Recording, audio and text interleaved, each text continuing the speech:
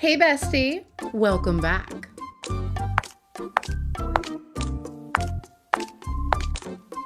You're always welcome here.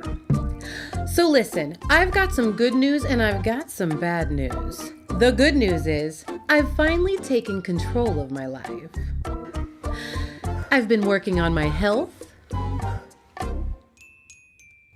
I've never felt more creative. And you know I'm plenty moisturized. I've been drinking my water, journaling, and finally reconnecting with who I really am. But honestly, with all this positive change, something has become painfully obvious. I'm tired of being alone. Well, sort of alone. My husband is a real ride or die. I mean, he somehow stays married to a woman whose personality randomly updates in the middle of the night while he's sleeping. Thank goodness he likes variety. But I can deny it no longer. I want healthy friendships. I want people to laugh with, complain to, and send memes to at 2 a.m. And if you want the truth, it's been a while since I've suffered the inevitable pain of betrayal. What? No pain, no gain. So today, we're figuring this shit out. How do you make friends when you're over 35, self-aware, and slightly feral? Emotionally layered. Onions have layers. Ogres have layers. Onions have layers. You get it. We both have layers. Look, when we were younger, making friends was way easier. Back then, we just bonded over candy and cartoons. But now, if you want to make a friend, you need calendar clearance, emotional availability, and matching cancellation policies. And that's just to grab coffee. Not to mention, by this age, people have their routines. They're tired. And I think we've all become a bit more selective, which is a polite way of saying picky as hell. Here's what I don't like, right? Showing up to a place where you don't know anyone, and if I only know one person, then I'm a dog. So now I gotta follow this person around. Yes. And like whatever. Hold on. I think I just found my spirit animal. Yes. And like whatever. But then like also a part of you is like, well, just make friends. Like, cool, but I don't want to have to like, hey, what's going on, fellas? Like, I don't want to do that shit either. Going to a party to get to know people, Oh, the worst. If I'm going to a party, I want to know 4 people at minimum. I would say 3. Okay, that's fine. 3.5 to 4. Let's say 3.5. Let's split the middle. We know Okay. a half a person. Okay. You need to know at least 3.5 people there. Yeah. And even like the knowledge of the person could be a half. Like you know their name, you know them, but you don't know them well. You know what I want? I want to know someone who knows the host so that I could be introduced to the host. Because if I have no connection to the host, I might not go anyway. The idea of like seeing someone and be like, oh, who are you at my Yeah. party? Like, Right. Because that's what's gonna happen. The host of the party is gonna see your face and say, oh, who are you at my Yeah. party? Like, I'm sorry. I don't want that at all. Imagine my like God. you. Imagine you. My fucking stupid microphone. What laugh was that? Sorry for having fun. Imagine you and Becca went to a party that it was like her friend. The story's over, folks. The story's over. Just move on now. You can't even tell it. look, I'm pretty sure I love this. But something tells me they hate each other. Regardless of the clear animosity here, they were demonstrating exactly what holds a lot of us back from making friends. We start running through all these scenarios in our heads, judging, overanalyzing, and just assuming the worst. Most of the time, it's just stories we're telling ourselves that come from a place of fear. But what if instead of looking for red flags, we started looking for green ones?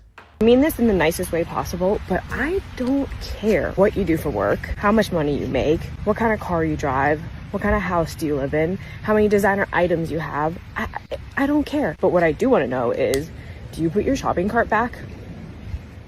If you're in the aisle seat on the plane and the person next to you has to use the bathroom, do you just like turn your legs or do you get up? How do you treat your server? Are you happy? And if you are, what makes you happy? Are you the type of person that waits for your friend to get inside the house before you drive away? Are you the kind of friend that tells me, text me when you get home? That's what I want to know. Yes, I want quality, but I also want quantity. Like at least 3. Gosh, when did this get so complicated? I swear this used to be easier. In the early 2010s, we made friends, best friends, Facebook friend level in the women's bathroom. Girl, yes. Back in my day, this is exactly how it worked. You could meet a woman in a random bathroom in a town you just stepped into, and within 30 seconds, she'd be fixing your hair, hyping your outfit, and giving you life advice. No? Just me? Ugh. The women's bathroom was sacred ground, but apparently not anymore. So the other night, my husband and I went out with some friends we were trying to, reconnect with from high school. And before you ask, yes, it's been 25 years. We're running out of options, okay? Now, after a couple of drinks, there inevitably came a time when I needed to use the restroom. But when I got up to go, the woman from the other couple rushed ahead of me like we were heading for the last lifeboat getting off the Titanic. So we reached the bathroom, and here's where things get shifty.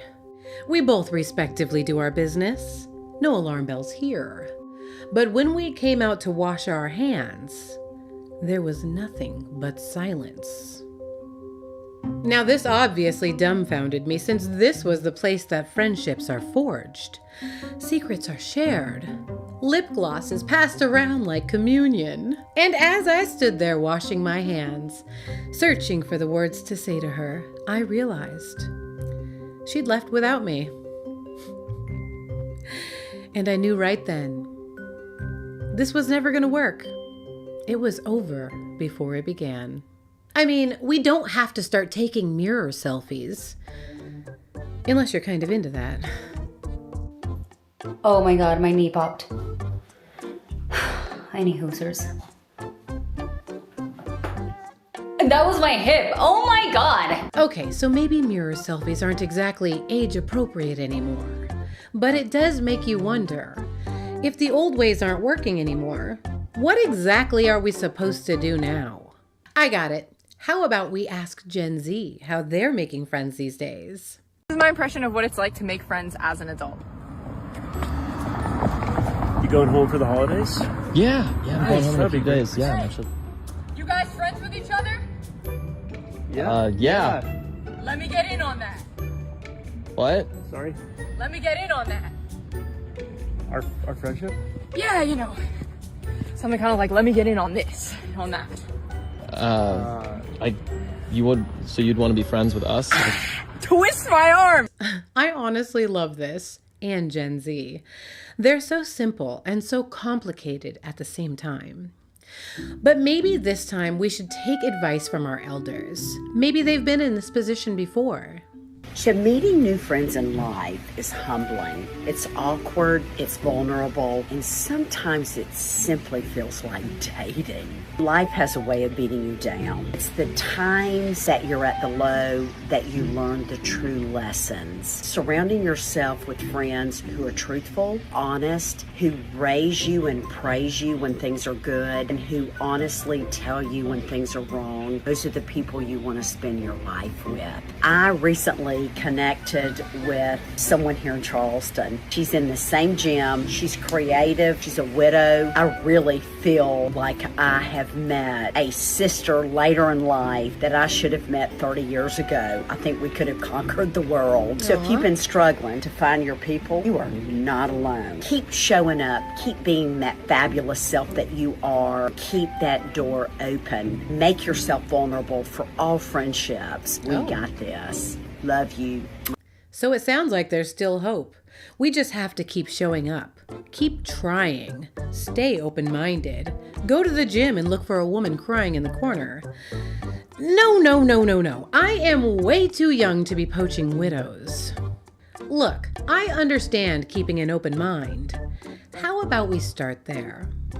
Maybe I'll pick up a habit. Quit smoking a little while ago. And you know what I miss, actually? It's not the nicotine, I miss the gossiping opportunity. That's what it was for me, the gossiping. Because if someone's smoking a cigarette, they're already doing an unhealthy activity, it's more likely to have an unhealthy conversation. They don't give a shit about themselves. You think they're going to give a shit about talking about other people? Woo! Let's go! Do we really need to compromise our health just to be social? There's got to be another way. So you have a hard time making friends because you're an introvert, you're shy, socially anxious, or have a hard time starting discussions? Stop. Stop trying to make the friends and let the friends make you. Set yourself up to be claimed, adopted, befriended by an extrovert, because we love befriending shy people.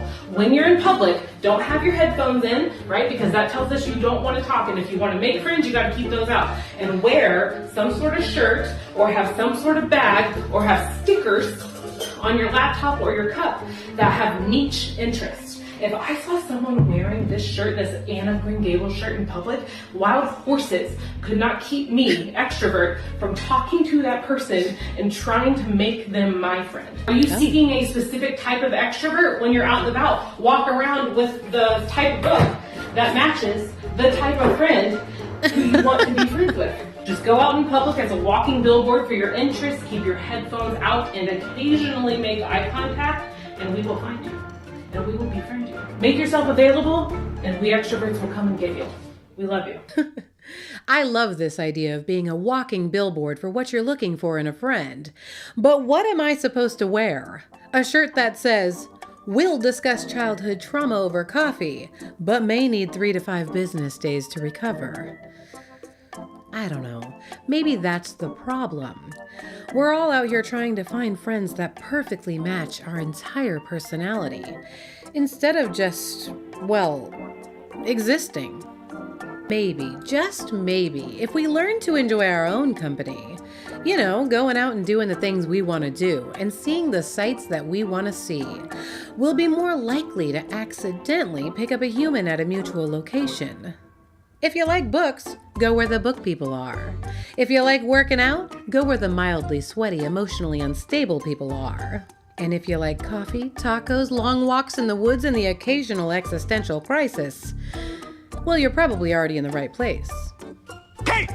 Everybody loves cakes. Cakes have layers. Listen, if I've learned anything during my time in almost solitary confinement, it's that isolation is the only place that you're really truly going to find yourself. But once you do, focus on expanding your comfort zone.